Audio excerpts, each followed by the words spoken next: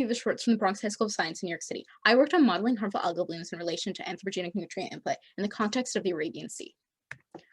Harmful algal blooms are considered an increasing threat in coastal waters worldwide, and anthropogenic nutrient input is a potential principal causative factor in the formation and proliferation of HABs. What is specifically interesting about this investigation is that we are trying to increase the granularity of data immediately post nutrients entering the body of water to increase the robustness of existing models.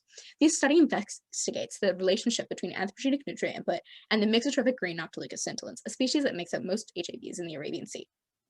Harmful algal blooms can cause oxygen minimum zones. The oxygen depletion causes mass fish death events. The implications for coastal nations such as Oman are severe, as locals have relied on fishing as their main source of protein for centuries. Beyond fish, the HABs clog the intake pipes and membranes of the desalination plants that the country uses as the national source for 90% of their fresh water. It also makes the water unpleasant to swim in, which hurts the tourism industry.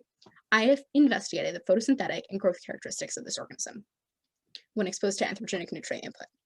This investigation yielded some interesting results in growth responses, which leads to questions on mode of nutrition and metabolic processes that can strengthen and ameliorate the modeling and prediction of HABs. The green Noctiluca showed a definite preference in terms of growth response to sodium nitrite towards the end of the experiment. The ammonium chloride treatment had the greatest upward trend over the course of the experiment in terms of cellular chlorophyll A concentrations. This may indicate that the ammonium chloride cells relied more heavily on autotrophy for nutrition. However, regardless of the presence of nitrogen in the immediate retrospective treatment, photosynthetic efficacy changed over time in a similar trend, indicating patterns and autotrophic tendencies that occur regardless of the presence of anthropogenic nutrient input. FM versus PAR curves all told a similar story, indicating that the metabolic efficacy was alike across treatments. The mixotrophic nature of Noctiluca scintillans provides it with advantages in the increasingly hypoxic and suboxic waters of the Arabian Sea, and our experiment indicates that the cells may be switching between autotrophic and heterotrophic tendencies in the presence of anthropogenic nutrient input, a highly intriguing area for future investigation.